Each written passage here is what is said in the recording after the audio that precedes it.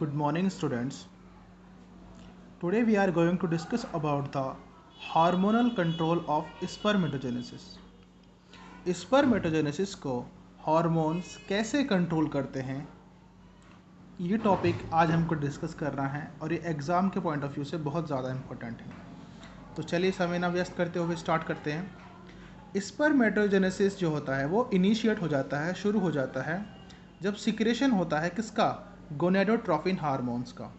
Gonadotrophin hormone कौन से hormones होते हैं, जो हाइपोथैलेमस से रिलीज होते हैं। यानी कि गोनेडोट्रोपिन रिलीजिंग हार्मोन्स हाइपोथैलेमस से एक सिग्नल आता है, जो सिग्नल कहाँ जाता है, पिट्यूटरी को जाता है। और पिट्यूटरी में दो पार्ट होते हैं, एंटीरियर पिट्यूटरी और posterior pituitary. Mainly gonadotropin hormone के लिए जो रेस्पॉन्सिबल होता है वह एंटीरियर पिट्यूटरी का ही भाग होता है। तो गोनेडोट्रोपिन रिलीजिंग हार्मोन हाइपोथैलेमस द्वारा रिलीज हो जाते हैं। उसके बाद gonadotropin releasing hormone anterior pituitary पर एक्ट करते हैं और उसको स्टिमुलेट करते हैं कि वो LH और FSH को रिलीज़ करें। यानी कि जो गोनेडोट्रोपिन रिलीजिंग हार्मोन हाइपोथैलेमस से निकलता है वो एंटीरियर पिट्यूटरी पे काम करता है और एंटीरियर पिट्यूटरी को आदेश देने के बाद एंटीरियर पिट्यूटरी स्टिमुलेट होती है किसके द्वारा, GnRH यानी कि गोनेडोट्रोपिन रिलीजिंग हार्मोन द्वारा। और फिर ये ल्यूटिनाइजिंग हार्मोन और फॉलिकल स्टिमुलेटिंग हार्मोन को रिलीज करते हैं। ये दोनों ही कैसे कौन से हार्मोन हैं, गोनेडोट्रोपिन हार्मोन हैं। अब ये कैसे प्रभावित करते हैं आगे जाकर स्पर्मेटोजेनेसिस को, तो पहले हम बात कर लेते हैं ल्यूटिनाइजिंग हार्मोन की। ल्यूटिनाइजिंग हार्मोन लेडिक सेल्स पर एक्ट करता है और लेडिक सेल्स क्या करती हैं, रिलीज करती हैं एंड्रोजन्स को। देखिए लेडिक सेल्स कहाँ पाई जाती हैं, लेडिक सेल टेस्टिस में पाई जाती हैं। और लेडिक सेल्स का काम क्या होता है कि ये नोरिशमेंट देती हैं, किसको, नोरिश करती हैं स्पर्म को और टेस्टोस्टेरोन या एंड्रोजन्स को रिलीज करती हैं। तो लेडिक सेल्स को किसने आदेश दिया, LH हार्मोन ने। और अब लेडिक सेल्स कौन सा हार्मोन रिलीज करेंगी, एंड्रोजन हार्मोन, जिसका मेन हार्मोन टेस्टोस्टेरोन होता है, जो कि रेस्पॉन्सिबल होता है स्पर्म्स के प्रोडक्शन के लिए। उसके बाद जो दूसरा हार्मोन है FSH, फॉलिकल स्टिमुलेटिंग हार्मोन, ये एक्ट करता है सर्टोलाइल सेल्स पर और सर्टोलाइल सेल्स कुछ फैक्टर्स निकालती हैं, कुछ फैक्टर्स रिलीज करती हैं जो कि हेल्प करते हैं स्पर्मियोजेनेसिस। अब ये स्पर्मियोजेनेसिस क्या है, मैंने आपको बताया था कि स्पर्मियोजेनेसिस यानी कि स्पर्म सेकेंडरी स्पर्मेटोसाइट का स्पर्मेटोजोआ में जो मॉडिफिकेशन होता है वो स्पर्मियोजेनेसिस प्रोसेस द्वारा होता है। ठीक है, तो आई होप समझ पाओगे। अब हमें बात करनी है structure of sperm. Structure of sperm क्या होता है कि स्पर्म जो होता है वो कैसा दिखाई देता है। अगर हम उसको जूम करें तो पहले तो हमें ये पता होना चाहिए कि जो हमारा स्पर्म है ये एक माइक्रोस्कोपिक स्ट्रक्चर है, यानी कि इसको हम सिर्फ और सिर्फ माइक्रोस्कोप की सहायता से ही देख सकते हैं, इसको हम नेकेड आइज से नहीं देख सकते। तो इसमें यूजुअली 4 पार्ट होते हैं। पहला है आपका हेड, ऊपर वाला पार्ट, उसके नीचे वाला छोटा सा पार्ट होता है दैट इज़ नेक, उसके बाद ये वाला पार्ट मिडिल पीस और लास्ट में टेल यानी कि इसमें एक पूंछ होती है। अब शुरुआत करते हैं कि स्पर्म जो होता है उसका जो ऊपरी भाग है, हेड है, हेड में क्या क्या चीज़ होती है। तो हेड में सबसे ऊपर आपको दिखाई दे रहा होगा ये एक टोपी जैसा स्ट्रक्चर जिसके चारों ओर प्लाज्मा मेम्ब्रेन है और प्लाज्मा मेम्ब्रेन जिसको घेरे हुई है इसको हम कहते हैं एक्रोसोम। क्या बोलते हैं, एक्रोसोम। ये वर्ड आपने इससे पहले कहाँ पढ़ा था, आप मुझे कमेंट कर सकते हैं इनबॉक्स वीडियो के नीचे।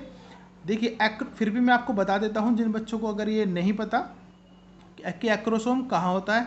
एक्रोसोम एक सेल ऑर्गेनल होता है, यानी कि एक तरह से ये लाइसोसोम द्वारा बनता है, लाइसोसोम द्वारा बनता है। और एक्रोसोम जो होता है यहाँ पर इसकी बहुत ज़रूरत होती है और इसके बारे में हम आगे पढ़ेंगे।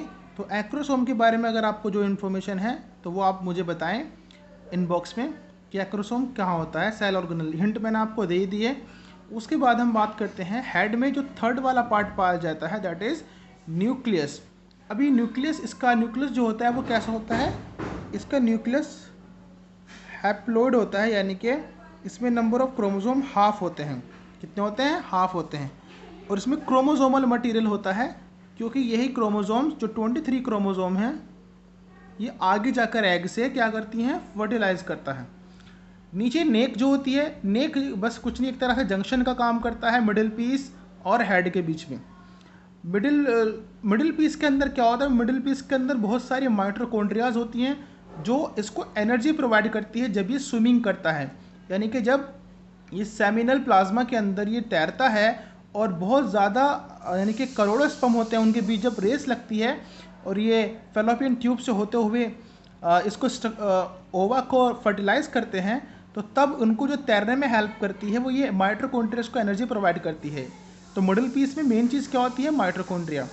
लोड्स ऑफ माइटोकॉन्ड्रिया होती है, काफ़ी ज़्यादा संख्या में पाई जाती हैं। उसके बाद नीचे एक लास्ट स्ट्रक्चर है इसका, दैट इज़ टेल। टेल मतलब पूँछ। इसकी पूँछ क्यों होती है, पूँछ इसलिए होती है ताकि ये स्विमिंग कर सके प्लाज्मा के अंदर। जो सेमिनल प्लाज्मा है हमारा सीमेन, उसके अंदर ये बहुत तेज़ी के साथ ऐसे हिल के करंट पैदा कर सके और स्विमिंग कर सके, आगे बढ़ सके। तो अब स्पर्म से जुड़ी हुई एक खास बात क्या है कि जब इजैकुलेट होता है सीमेन, तो उस सीमेन में एक बार में यानी कि एक कोइटस के दौरान 200 से 300 मिलियन 200 to 300 मिलियंस यानी कि 20 से 30 करोड़ स्पर्म्स पर कोइटस रिलीज होते हैं मेल की बॉडी से। तो ये काफ़ी इम्पोर्टेंट है आपके लिए, आपको पता होना चाहिए, काफ़ी इन्फॉर्मेटिव भी है।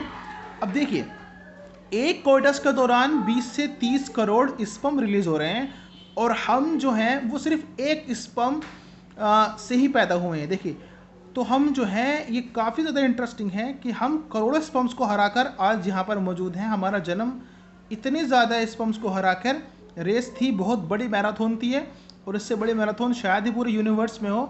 तो 20 से 30 करोड़ मिलियन स्पर्म्स को 20 से 30 करोड़ स्पर्म्स को हम हरा कर आए हैं और हमारा जन्म इन्हीं में से हुआ है। यानी कि सिर्फ एक स्पर्म ही फर्टिलाइज कर पाता है जो सबसे आगे निकलता है।